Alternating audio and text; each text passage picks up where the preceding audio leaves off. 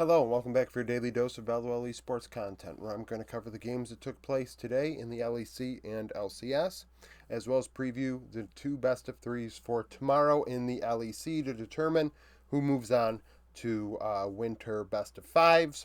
Predictions went 2 and 3 on the day as the LCS continues to be a pain in the ass.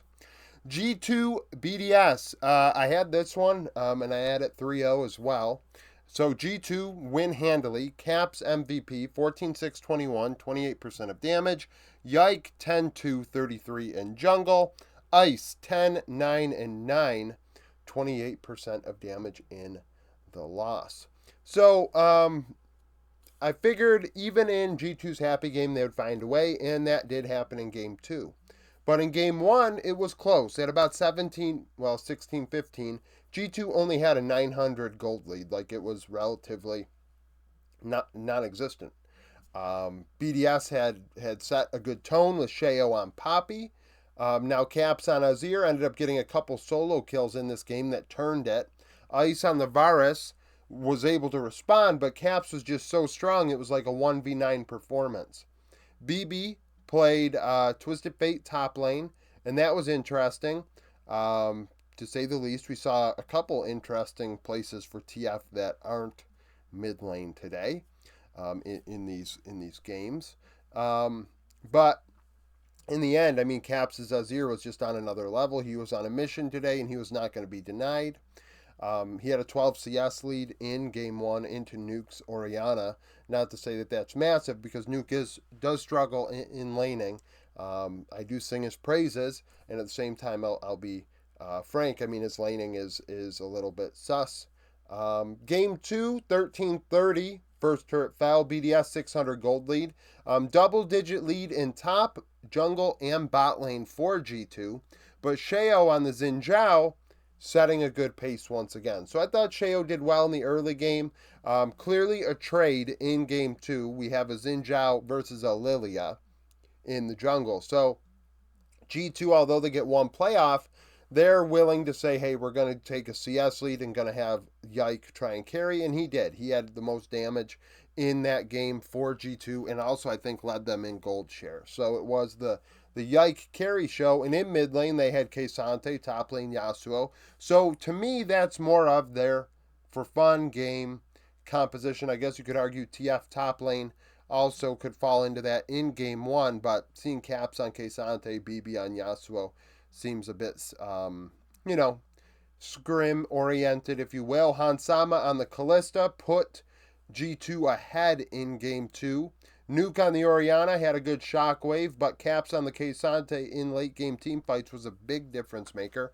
A solo kill, actually, in this one, on the K'Sante. So he had 3 solo kills in the first 2 games. Now, game 3, BDS, the wind was out of their sails. 3K gold lead for G2 at 14 minutes, and all of that was on Broken Blade. On the K'Sante, he'd have 3 solo kills in this game and a 35 CS lead over Adam at the end of laning phase. Hansama on the Callista once again coming through. His ultis were very good in this series, I thought, as well. Now, they didn't even have him as the damage dealer, right? He was the facilitator.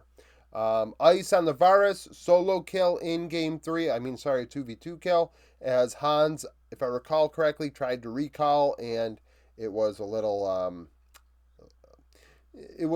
inty, to say the least. Yike on the Ivern, consistently dealing shields to keep BB alive and allow him to carry the game. Caps on the way in game 3. Did have a good game, but I thought that his game 1 and game 2 were stronger, and he was more integral to the team's success in those games, where game 3 it was the BB show. So Caps ends up being MVP. Very lopsided when it came to team fighting. I mean, I said in the predictions yesterday, BDS are getting their, people are singing BDS's praises because in the mid to late game they out team fight their opponent, and they're people are like, oh, well, they don't need to have a gold lead at the end of laning phase. It's like, okay, but when you're against a team that just team fights better than you, you are not going to win. You have no lead. Like, you're giving away lead. Ceding a lead and then losing the team fights after. And, games 1 and 2 were close. You could argue that they were pretty much a tie at the end of laning phase. So, I mean, in the end, G2 are better at team fighting, and they found a way. So that's how that went. Now, LCS, Cloud9, 100 Thieves. 100 Thieves win. Meech, 6-4-10, 33% of damage. Was MVP as he won the final team fight that allowed them to win. This game was interesting. Isla, 0-3-18. Berserker, pentakill. So I guess he's MVP if I hold true to my, MVP for penta situation. So on the Zeri, he gets a penta. 10-4-8, 41% of damage in the loss. So he tried to 1v9 literally. Sniper on the Aatrox, solo kill in the early game onto Fudge. Quid on the Talia, got a solo kill as well. Laning phase ended at 16:30. 100 Thieves up about 1.5k gold. There was not a big diffy here, but 100 Thieves, like the game prior against Team Liquid the day before, a roller coaster of a game that they find a way to win. And I think that's important for a young team, that they're learning, hey, let's figure it out. Let's figure out a way to get this done.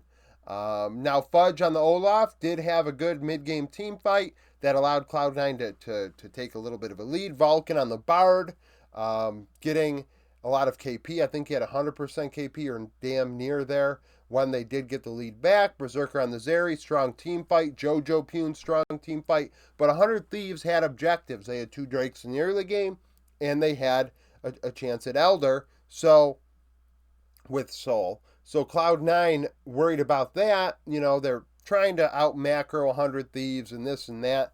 And in the end, they just couldn't get it done. They couldn't get it done. They ended up being a base race back and forth. Jojo trying to take 100 Thieves. Well, 100 Thieves and 3 of their players obviously are going to beat 1 player in a race and win the game.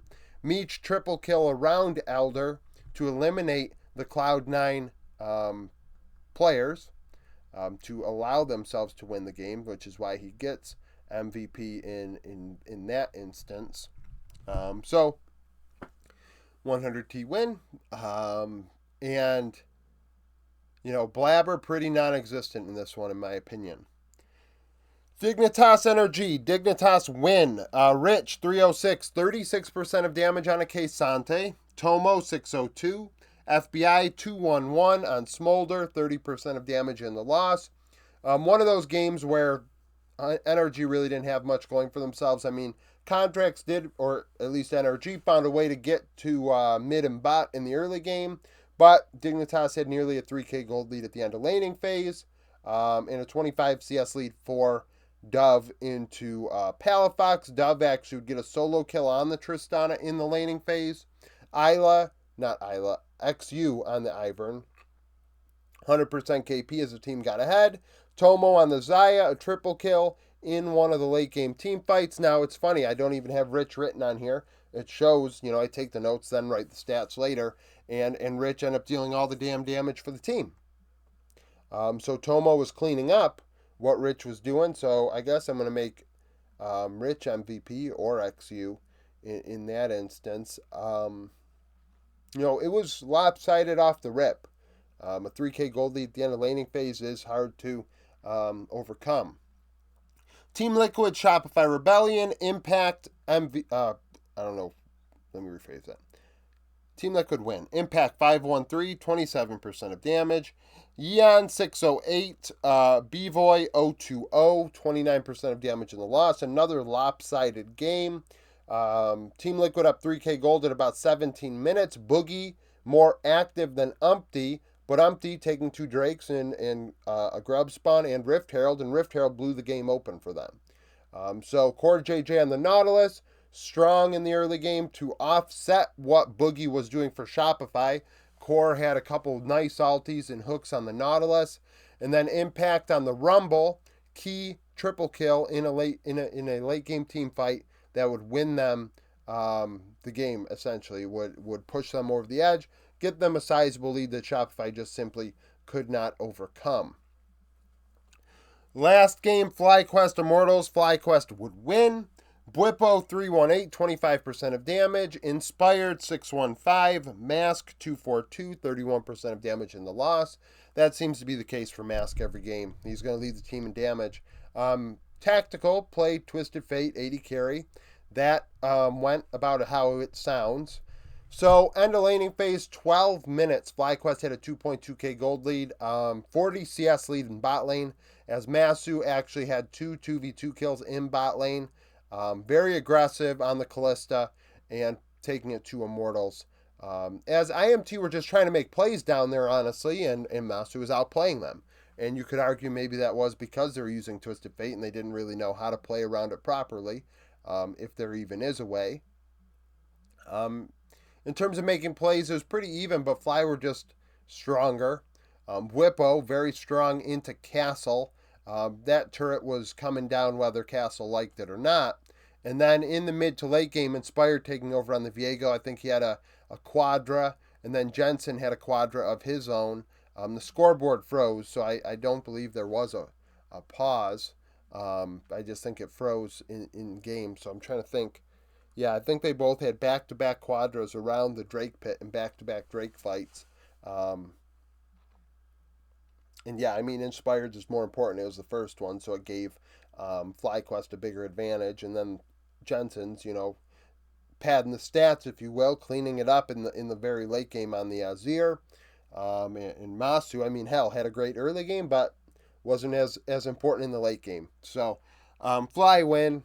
I mean, that's not a big shock. That was the only LCS game I predicted correctly today.